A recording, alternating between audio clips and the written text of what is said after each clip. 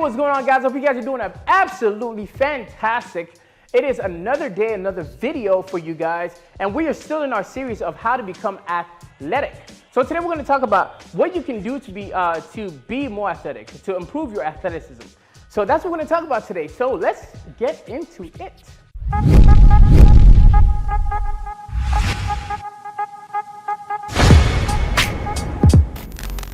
So like I was saying, today we're going to be talking about how to improve your athleticism. Whether you have no athletics ability, which is impossible, you can walk. So there's some sort of athletic ability, it's just not very high for people to recognize it. But how do you improve your athleticism? How do you become from a slow runner to a fast runner? How do you come from a low jumper to a high jumper?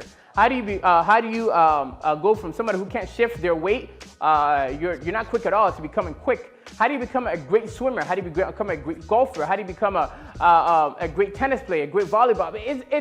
It's endless, guys. It's endless.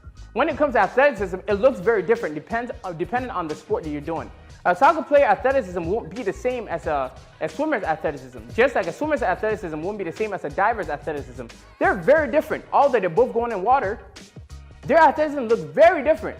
Okay, so your athleticism is all based on the sport that you are doing. But generally, athleticism is commonly portrayed as speed, agility, and power. Okay, speed, agility, and power, which is pretty much you need power to do speed and agility. But your ability to jump, ability to run, all right, and just your overall strength. That's typically what people look at when they say athleticism. But like I said, it all depends on the sport that you are doing. If you're a swimmer, you don't need to know how to jump. Well, you know what? When you're diving in the water, it helps you to push a little bit further out. But you guys get the point. You don't need to be a high-class jumper to be a swimmer. It's just not necessary, okay? At least based on my knowledge on swimming. If you do want to become more athletic, what do you do? So the first thing we have to look at is your body is set up in a certain way. We have our torso, and our limbs are attached to our torso. So before you talk about the limbs, you have to talk about the torso. Because the first thing you need to do is have a stable base or a stable core. Okay, so what do I mean by core? Now, when we say core, a lot of people think about your six-pack, they think about these other prime movers. I don't think about those. When I think of core, I think of stabilizers, period. If the job of that muscle is not to stabilize the joint, I'm not thinking of it as a core. I'm thinking of it as a prime mover. Like your six-pack, that is a prime mover to move your rib cage closer to your hips. So I don't consider that a core. Now we can argue about semantics, but that's not important. What we do need to know is that the multifidus, which is the spinal stabilizer, make sure your spine is absolutely in place. Every single one of the vertebrae is where it's supposed to be, and it sets your spine in a proper alignment. Okay, that's one. So your multifidus. Two, your transverse. Your transverse is one of the. Now I talk about this all the time. But your transverse is one of the most important muscles in your body, especially when it comes to stabilization and core strength.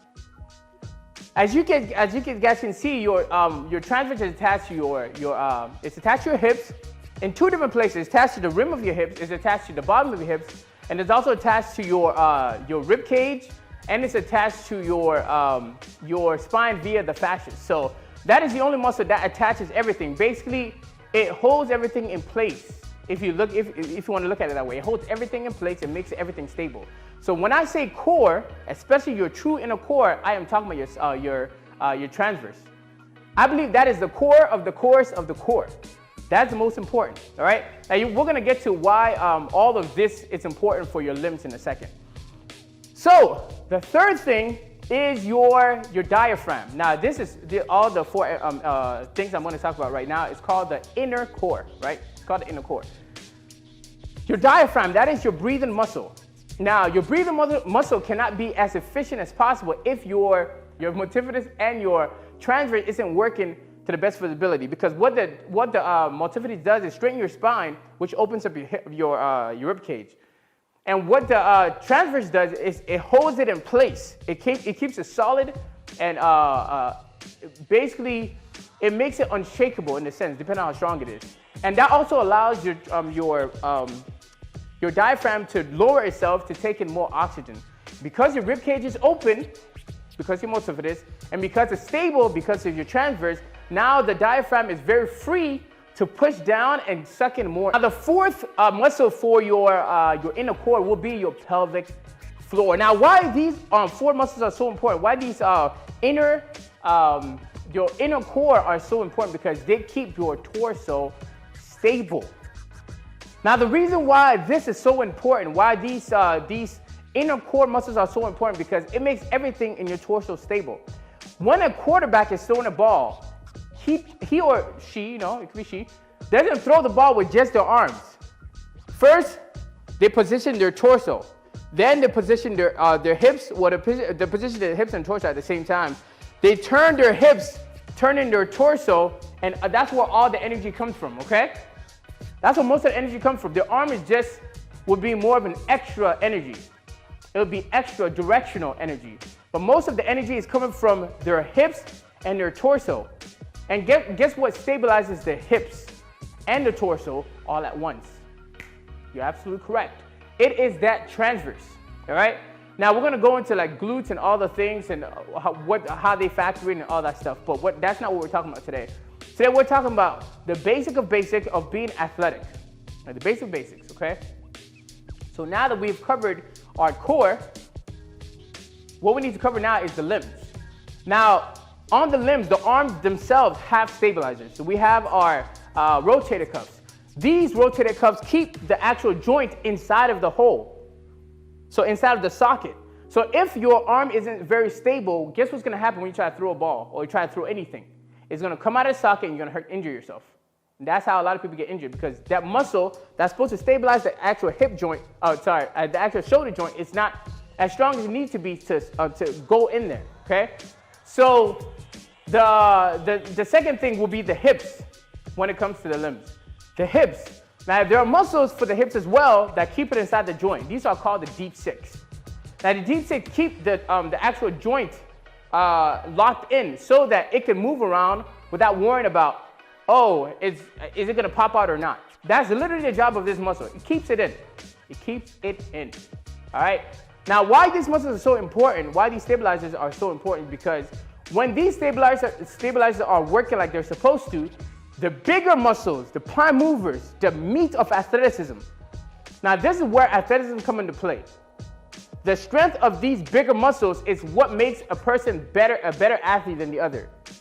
However, if these stabilizers are not strong enough, these bigger muscles can't work like they're supposed to. So when you have an athlete that is faster than another athlete, you can always think about, okay, so what makes this athlete faster than this athlete, although the slower athlete is stronger? It's because the weaker athlete, in the concept of actual like pure strength, is stronger in their stabilizer muscles, is stronger in their core. Therefore, the transfer of energy is more seamless. They waste less energy than the other person. When your stabilizers aren't working like they're supposed to, what happens is there's leakage. Like the example that I showed you guys last time, throwing a pool noodle versus throwing a stick. The stick is rigid. Because it's rigid, the energy you put into the stick can be transferred more efficiently than the noodle. The noodle is floppy. So when you put your energy, it does this, right? So the energy is wasted. That's the same thing as your stabilizers, especially your core. If your core is strong, there's less energy leakage. So it'll become more like a stick. The energy you put into it, it'll be transferred more, all right? The same thing, if the stabilizer or the core isn't very strong, the inner core isn't very strong, what happens is you become a pool noodle. So the energy you put into it, although you are strong, there's a lot of leakage. It's like a bodybuilder or a strongman trying to throw a pool noodle. It's not gonna go very far because that transfer of force is not very efficient. It may go further than when you throw it, just because they're stronger, but in terms of how far it can get, it's not gonna go very far. Like if you throw a stick and they throw a pool noodle, trust me, your thing is gonna go much further, just because your stick is more rigid than their pool noodle. So that's how you have to think about the body. The more support the body has, the further your power or your strength of the bigger muscles can take it. If you want to be a better athlete, if you want to be more athletic, if you want to improve your athleticism, you have to strengthen your inner core muscles. You have to strengthen your stabilizers. Once you do that, you will see bounds and leaps and bounds. Super, super, super great efficiency in your body. So your speed will increase, your throwing ability will increase, your swimming ability will increase, your hitting ability will increase in baseball and in volleyball and in tennis and in golf. If you just focus on these muscles first, strengthen these inner core muscles, strengthen the base, okay? Strengthen the base, everything else will fall in place. Then you can go to the gym, you can do your squats, do all that stuff, and everything will line up. You become much better and much stronger. But you have to strengthen the base of everything, which is your torso. And in the torso is the inner core, which is your transverse, which is your multifidus, which is your breathing muscle, which is the diaphragm. You have your pelvic floor. The pelvic floor, like I said, that's a different topic. So, guys, I'm excited for your athletic journey. I expect you guys to improve in every single facet of your athleticism within the period of 6 months if you just focus on strengthening your inner core. That's it. That's all I have for you guys today. I hope you guys really enjoyed this video. Like, subscribe, share, comment down below what sport you play. Let me know what sport you play. And I'll go sport by sport and tell you exactly what you need, what you need to do, what you need to strengthen, and how you can become better at that sport. Because not every sport uses the same muscles. So focusing on a muscle that your sport doesn't typically use is kind of useless in a way. So that's what I have for you guys today. I hope you guys have a fantastic week. I'll see you guys next time.